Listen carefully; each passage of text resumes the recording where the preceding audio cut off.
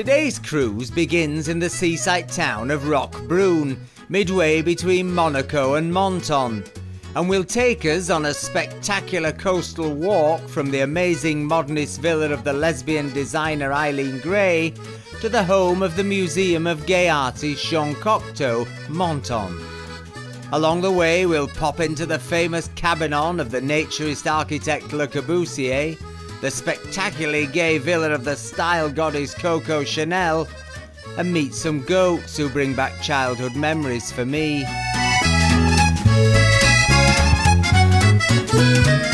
Our cruise begins at Roquebrune railway station, where we head for the beach.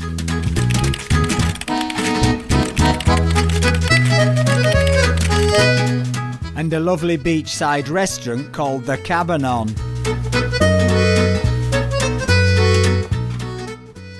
This is the beach where the great architect Le Corbusier died. It was 1965, and against his doctor's orders he decided to take a swim. Unfortunately, he had a heart attack and never returned.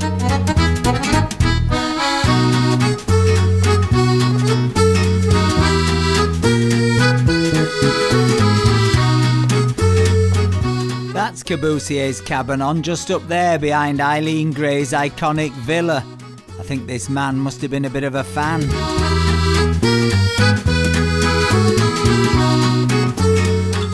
Once you get round this corner, the path leads you back up to the railway tracks behind Eileen Gray's villa, E-1027. Built in 1927, this modernist masterpiece lay in ruins for many years, before it was eventually restored in 2015. Gray, who mostly slept with women, was at the time in love with the male architect Jean Badovici, and she designed this villa for the two of them.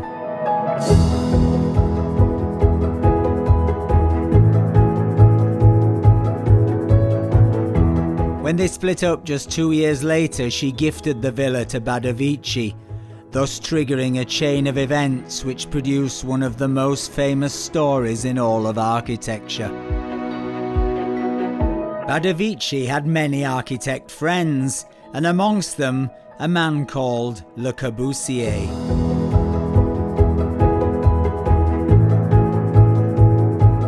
Badovici invited Le Corbusier to take a holiday in Villa E-1027, and it was during one of these stays that Le Corbusier came up with the idea of painting some murals on the walls. 8 murals in total were painted, replacing Eileen Gray's delicate pastel colours with these bright, vivid pictures, and thus forever linking Le Corbusier with Eileen Gray's villa. Some critics likened it to the act of a dog pissing on somebody else's lamppost. For many, many years, Gray was a forgotten figure in the world of design, perhaps because she was a woman in a male-dominated industry. And that status wasn't helped by Corbusier's silence about the creator of the Villa E-1027. But in the 1970s, her reputation was rehabilitated, and she is now rightly regarded as one of the great figures of her time, and her work has become part of the design landscape.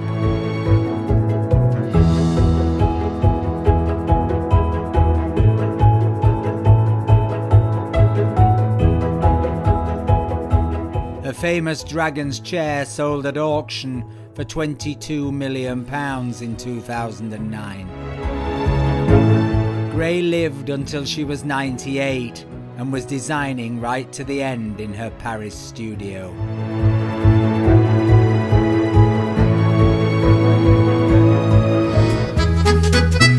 If you then carry on along the path for about 2 minutes, you can peer over the fence and get a look at Corbusier's Cabanon, the summer house he built for himself, just yards away from Eileen Gray's villa.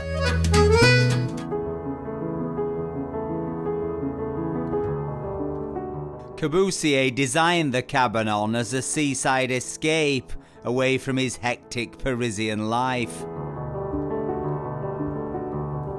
It was built in 1951 and he spent every summer here until his death in 1965.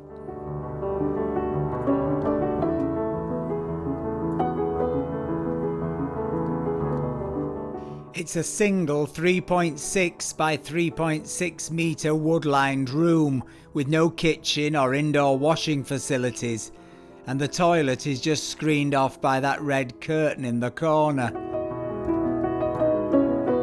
which I'm sure pleased Mrs. Corbusier no end. It's an ingenious design though, with a bed which becomes a sofa, storage boxes that become seats. Not an inch of space is wasted. Many of these ideas are of course now commonplace, but would have been revolutionary in 1951.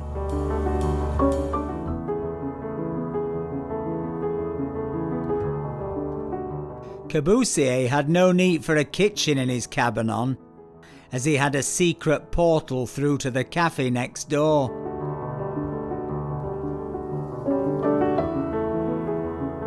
The cafe was owned by the Rebuto family, who had gifted Corbusier the plot of land he built his famous Cabanon on. And as a thank you, he built them the Unités de Camping, 5 holiday homes for the family which still stand alongside the cafe. They too use space brilliantly and are marvels of economy.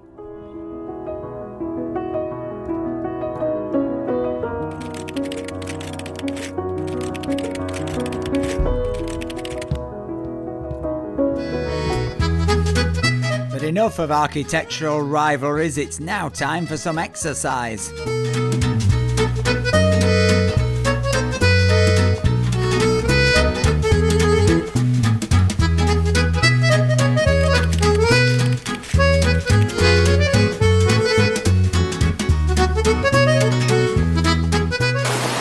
Just think, if another jogger comes along, we'll have to make a really difficult decision. We'll have to decide whether to block their passage or toss yourself off. It's an old music hall joke, that, you know.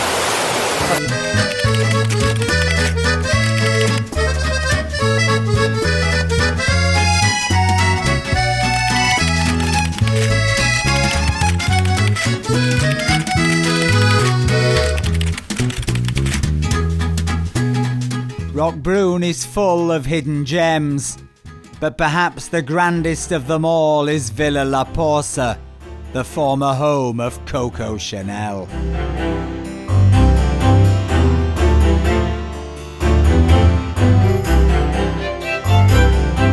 Chanel bought the 5-acre plot of land on which Cypris was built for 1.8 million French francs in February 1929.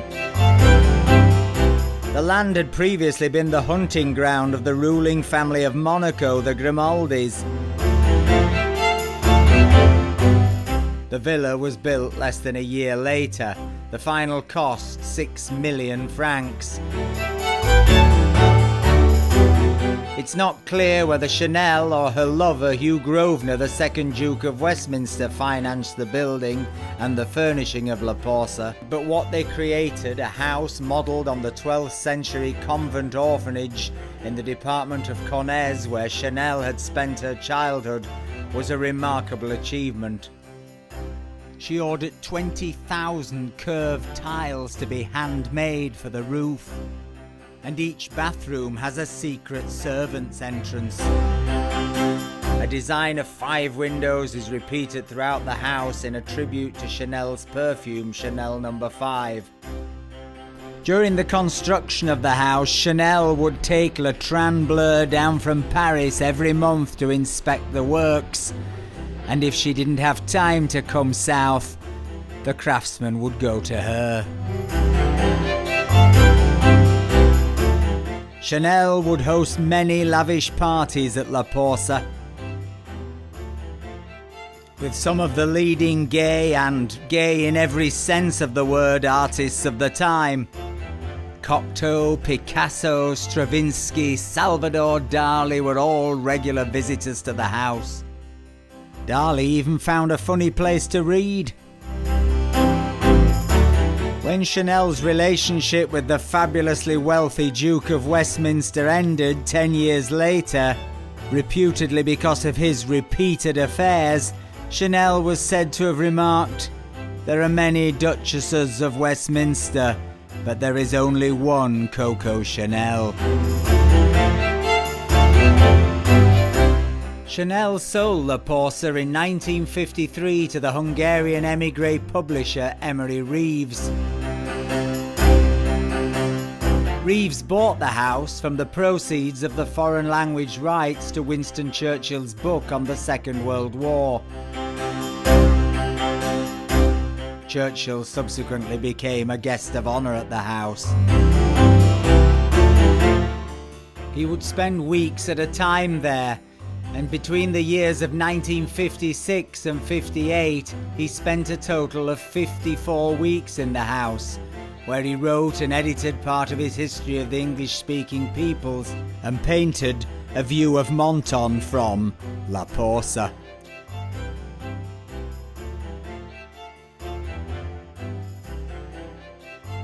Churchill's wife, Clementine, wasn't a great fan of the house, so Churchill often spent his time there with his private secretary, Anthony Montague Brown. He was surrounded by a gay old set. Noel Coward, Somerset Maugham, Clark Gable, Greta Garbo, the Duke and Duchess of Windsor were all regular visitors to the house. The large number of gay male guests at La Pausa wouldn't have fazed Churchill, who was more often than not found in the company of men rather than women. There is a famous story that when Churchill was Prime Minister, he was woken one freezing February morning by a Downing Street aide bearing the shocking news that a male Tory MP had been caught having sex with a naked guardsman in St James's Park. Noting that it had been the coldest night of the winter, Churchill is said to have remarked, "Makes you proud to be British."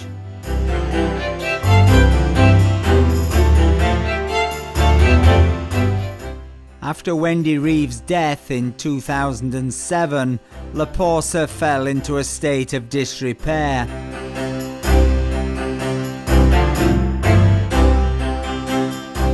In 2013, it was bought back by the House of Chanel for $40 million, and they now use it to display jewellery to their richest clients. Time for us to get back on the lonesome trail to Menton. But hang on, isn't that goats I see up ahead? I feel an anecdote coming on. Or should that be an anecdote? The story of when my mum and dad went on holiday and I was left to look after the pub because I was brought up in a pub. And it was at a time when That's Life always had people on with performing animals. And at the same time as I was looking after the pub, I've been doing some work experience on the Morley Observer newspaper. And getting ahead of myself, as I tend to do, I decided to tell the editor that I had a goat that came in for its breakfast. And of course the editor said, "Oh, that's a fantastic story. We'll send a photographer on Thursday."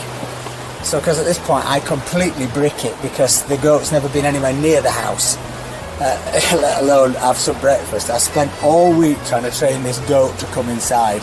Nothing. Absolutely hopeless. Terrified, the photographer turns up on the Thursday morning. I take a bowl of Frosties out to Joanna in her shed, in her hut in the field, and lo and behold, she follows me straight in and we get these fantastic pictures, and I'm front page of the Morley Observer, breakfast with Joanna. Unfortunately, my mum and dad then came back, I think on the Sunday, saw the paper, and they weren't best pleased that I'd been contravening the hygiene regulations by having a dirty old goat into the pub for a photo shoot. But she was lovely, Joanna. Jessie, my other goat, she only had 3 legs, but that's a different story. Yes, save that for another day.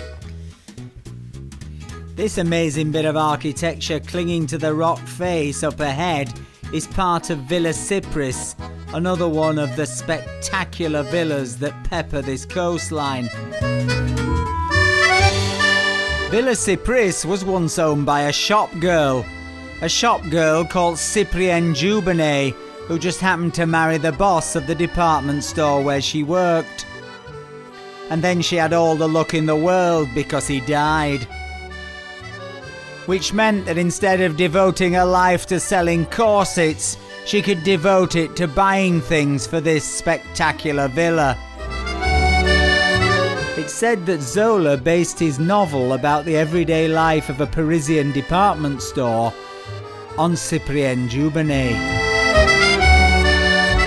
She died in 1945, but she never forgot her roots as a corset seller in a department store, and she was rewarded for her lifetime's philanthropy with the Légion d'honneur.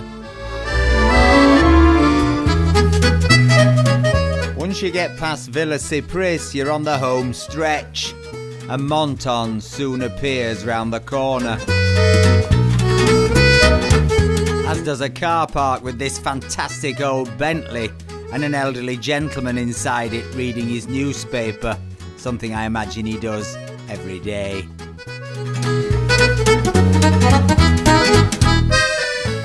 From here you've got 2 choices. You can either head up to Carnelay railway station and take the train back to Nice, or you can walk along the seafront into Menton and perhaps visit the Cocteau Museum or the fantastic Old Town. But in the end we opted for a simpler pleasure, something Menton is world famous for: lemons and a lemon meringue. If you'd like to do the Eileen Gray / Coco Chanel / Le Corbusier walk, I'll put the details below. And if you'd like to cruise some more around the Côte d'Azur, then please subscribe to the channel and hit the bell to receive notifications when there's a new video.